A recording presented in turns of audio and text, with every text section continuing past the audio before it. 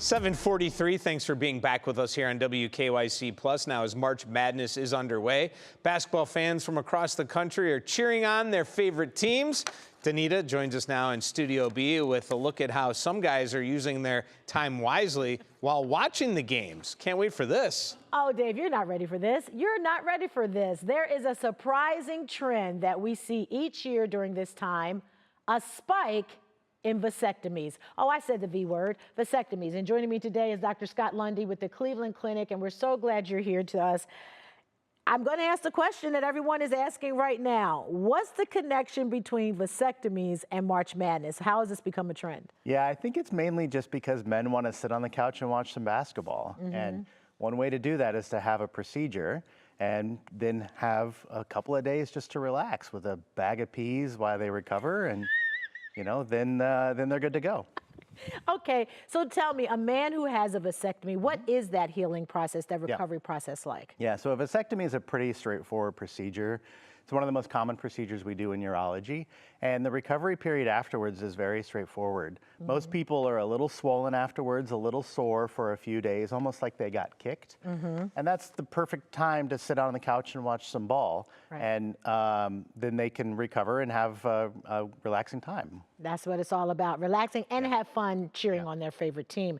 Now, we know that more than 500,000 men, they get a vasectomy each year, but what are some myths or facts around vasectomy? Yeah, I think most people have a lot of misconceptions, and it's probably an underutilized procedure as a result of that. People have said there's an increased risk of prostate cancer, and there's not. People think that it's going to change their sex drive, and it doesn't.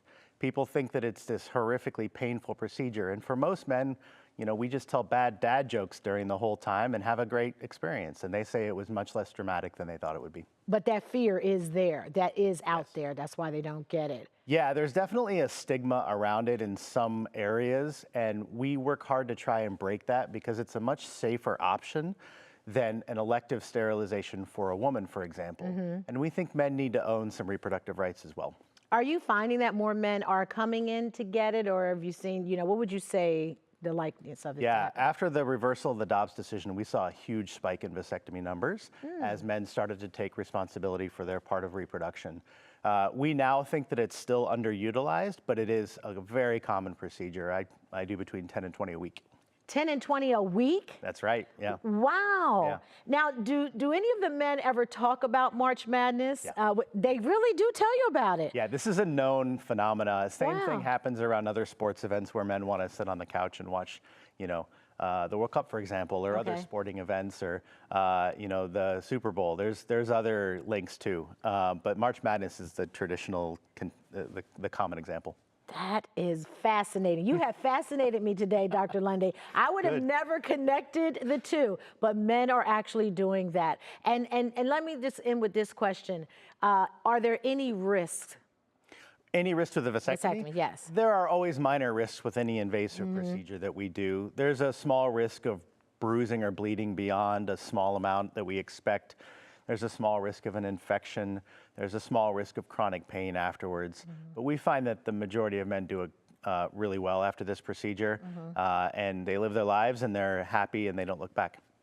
That's what we want. Live our lives, be happy, and we're not looking back. Dr. Scott Lundy, you have been fascinating to me today. All right, I don't know what to say, Dave. You heard it, you know, March Madness and vasectomies. They're getting a snip while they're watching a shoot. I tell you, I would never put it together. Yeah, that was good. I actually know people that have done this, Danita. Oh, you do know people who've done it, see? No question, this is definitely a trend. Wow, okay. All right, thank you. Thank you.